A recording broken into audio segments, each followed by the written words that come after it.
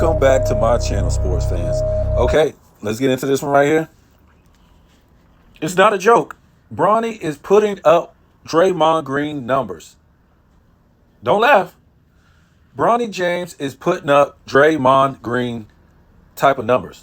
So basically, Bronny is looking at a future Hall of Fame career, right? They say that Draymond Green is a future Hall of Famer.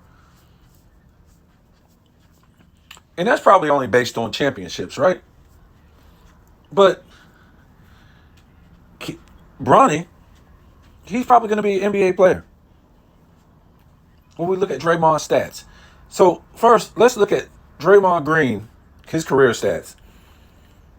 8.7 points per game, 7 rebounds, 5.6 assists, 1.3 steals, 1 block on 45.2% from the field. You don't believe me yet? Draymond's first year, 2012-13, he averaged 2.9 points per game, 3.3 rebounds, 0.7 assists, 0.5 steals, 0.3 blocks on 32.7 from the field. Yikes. I don't know how they didn't put this guy in the D League. Yikes. Woo. You must got some connections. Wow. That's horrific. This guy should never run his mouth about anybody coming into the league putting up these stats. Or was he hurt? I don't know. It don't get too much better the next season. 6.2 points per game, 5 rebounds, 1.9 assists. I guess it did get a little bit better. It's not the best. 1.2 steals, 0.9 blocks, and he shot 40% from the field. The guy's a brick fest.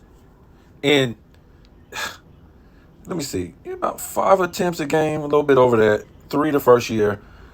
Don't give this guy the ball. He's a brick fest. And I'm only going by the numbers. And the fact that not a shooter, he plays in the paint. So a paint guy shouldn't be shooting like that. And from what I know, wasn't he like the player of the year in high school? He scored all these points in. Somebody said something about, I don't know. He averaged like 25 plus per game in high school? Wow. So weak.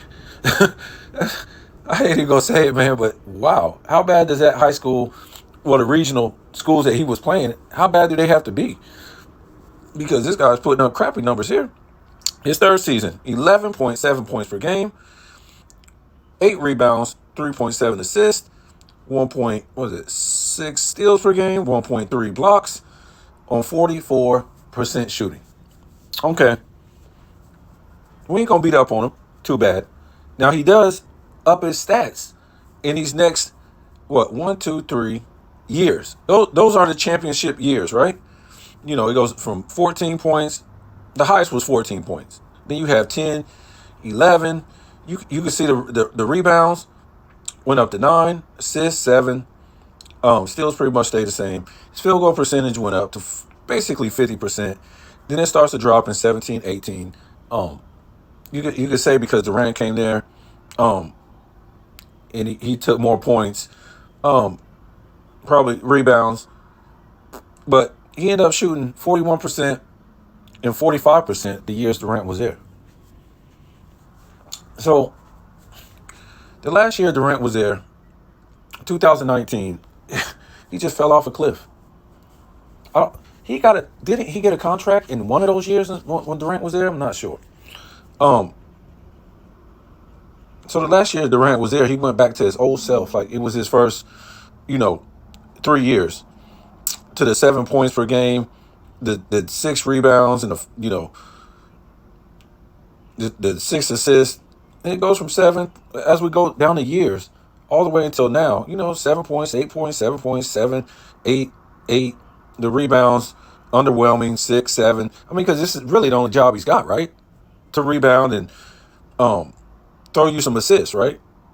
So 6 rebounds, 7 rebounds, 3 rebounds, I mean, not 3 rebounds, 7.3. And this is the same stuff until today. Um, he's okay. I wouldn't say he was a great defender. He gives you one block a game, but big deal. He sits in the paint all day on defense. He's their paint guy. Michael Jordan gave you one block a game all the way up until 1993 in his career averages in the playoffs and in the finals. I mean, the finals? What was it? Yeah, the playoffs, the regular season, up until 93, Jordan gave you a block a game. So I'm not impressed by a guy that sits in the paint all day. Um, he did shoot 52% back-to-back years, 22 and 23. But come on, guy's averaging 7 and 8 points per game. At this point, why is this guy still in the league? Let me see the year they won it. When they won the championship, 20. When was that? Was it 22? I think it was 22. And he put up 7 points per game, 7 rebounds, 7 assists, one block, 1 steal, on 52% shooting. I mean, he only shot the ball. He got 6 attempts. What I'm saying is, maybe I'm over exaggerating that Bronny can be as good. I'm about to say great, as good as Draymond Green. But the fact is, look how Draymond Green started his career. The first 3 years to me wasn't impressive. In the last, I don't know, since 2019, it's really been lackluster. Being that, he's supposed to be a defensive player of the year. He got these big contracts. He's got more experience. So the last 1, 2, 3, 4, 5, 6 years, what the hell Draymond Green been doing? That's all you can get me is, that's all you can get me is single digit points? I don't get it, man. Single digit points. And Bronny, if you can start out like Draymond putting up these stats, and you can put up career, if you can stay consistent and give me about 10, if you could give us a career 10 to 12 points, you're 6'1", so you get about 4 rebounds, 5, 6 assists, 1 steal, 0.5 blocks, shoot about 45% from the field, in about 33 from the 3, in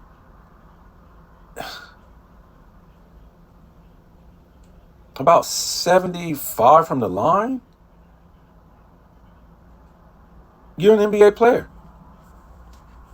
You're an NBA player. Because Draymond can put up these single digit stats and make it. Why can't you, Ronnie? And this is why this guy has to be a big joke. Draymond Green has the nerve to open his mouth and talk about anybody putting up stats. Bro, you could at least put up a double digit stat somewhere. That's ridiculous.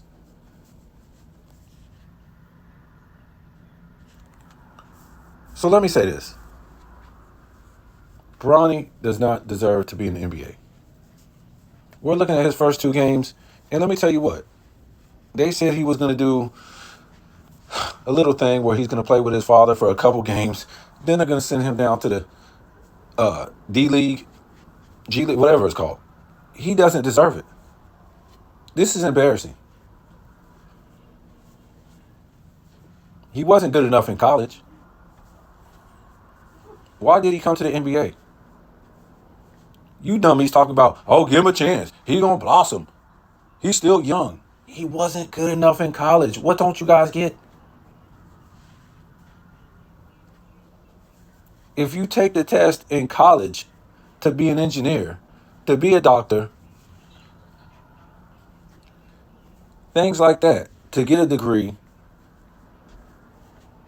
and you fail, you don't move on to be a doctor or an engineer, you failed. Do I want you building a bridge after you just failed the test?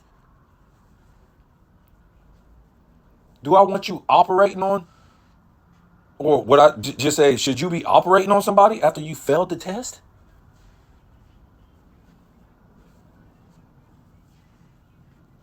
Oh, so you're going to go operate on somebody because your father works in the hospital. You're going to go, you're going to go build a bridge or put out or do the layout for the bridge to get constructed, even though you failed the test in college to be an engineer, to be a doctor. This is ridiculous. And I'm sick of hearing about this stuff. We should be past this.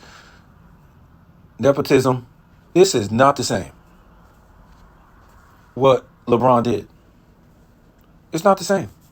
And let me give a shout out to, let me make sure I get his name right.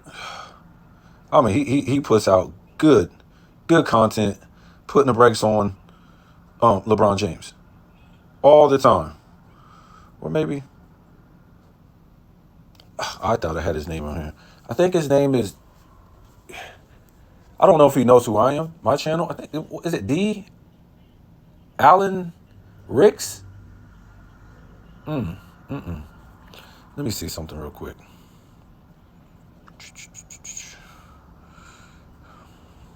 If I can find it. Hold on first.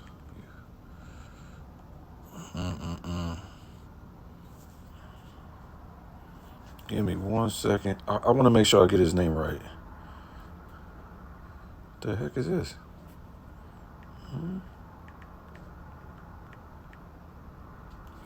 I think this is it right here. Okay. His name is D. Allen Ricks TV. I'm sure you guys, some of you guys heard of this guy. I got to give a shout out to this guy. And I know a lot of people that I listen to or listen to me, they don't give this guy any shout outs. And I don't think he really, shouts out anybody else too much or, kind of affiliates with anybody else. But man, this guy to me is big time. D. Allen Ricks TV, really good. Been putting the clamps on LeBron for a long time. Now, we can't make this whole thing nepotism about black and white. It just doesn't work that way. These are the best of the best athletes in the world. Nobody else was doing this, was bringing their sons in, and putting them on the basketball court who couldn't play like this. This is just embarrassing. This is the worst of all worst performances. And it has nothing to do with the NBA in the summer league. It has to do with his play when he was in college. So we got to start back in college before we can start talking about some nepotism. He's not even a college player. How could you bring him around the best athletes, basketball athletes, the best basketball players in the world? This is a joke. It's a joke. And like D. Allen Ricks said, this is all just a smokescreen. So all the heat can get off of LeBron James. It's a smokescreen. That's all it is. And why the Lakers do this is because LeBron threatened them, supposedly.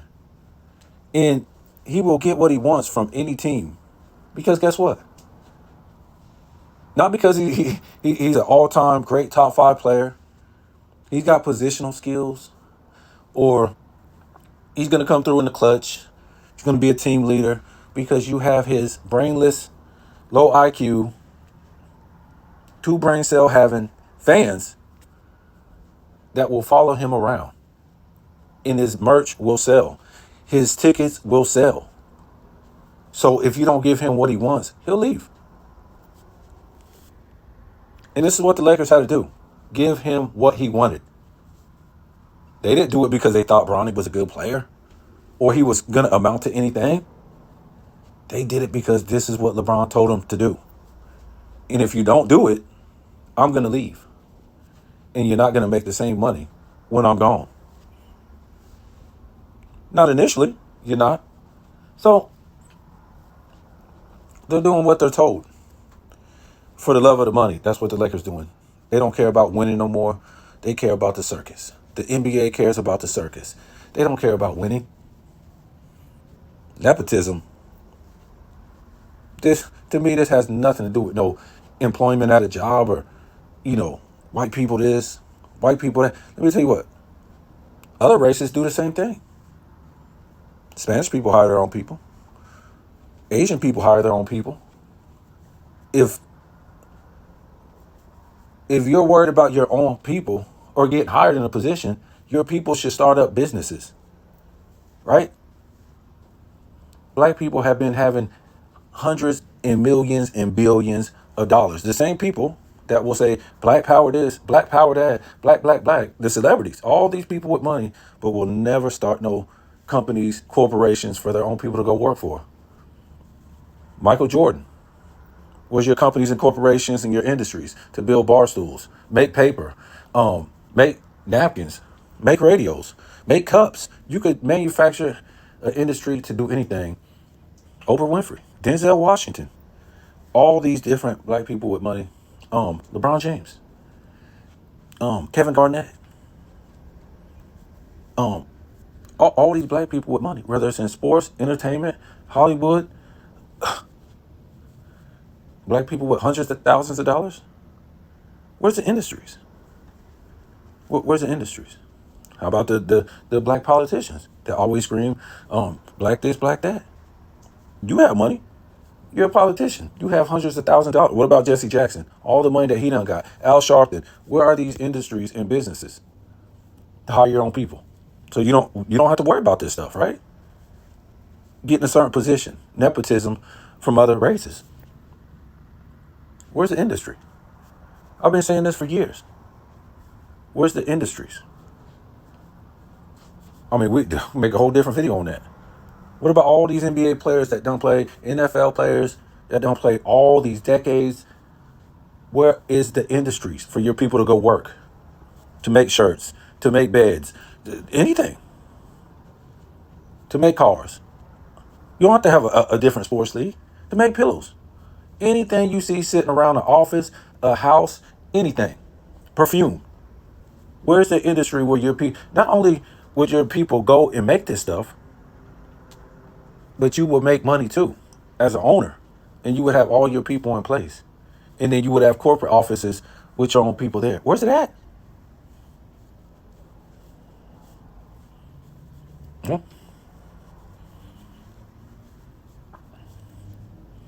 That has to be in place first before you can get mad at other people for not doing you a favor. When these people that scream, where's Colin Kaepernick? Where's his industry for black people? Every year and a half, this guy pops up with another afro. Where's his industries for his people? The black power guy. Where's it at? It's all talk. And I'm not just talking. These are part of my people too. You got to be realistic. This isn't realistic what this guy did. LeBron James. He doesn't get the benefit of the doubt. He didn't do everything right or half of everything right. Like I said, if it was Patrick Ewing's son, Michael Jordan's son, Kobe Bryant's son, Karl Malone's son, John Stockton's son, Kareem Abdul-Jabbar's son, we'd be like, oh, okay, let's give him some leeway. Something like that. This is LeBron James. He doesn't get that benefit of the doubt or that leeway. If he was trying to just put his son in the NBA and he did everything right and then say, I'm putting my son in and I retire. No, this guy putting his son in so his son will be a distraction so he can get the $100 million. He don't care about, come on, man. He don't care about winning. He won't be on the Olympic team, but he wants to sell jerseys on the Olympic team. He wants to get the clout. He wants to get the praise. He don't care about nothing else. Don't seem like this. I thought he wanted to spend time with his family. How do you spend time with his family when he's on the Olympic team? It's all about money, man. Like somebody said, he got to keep making money because he's giving so much money out to for people to lie for him. So no, I don't see it the same. I just don't. Tell me what you think.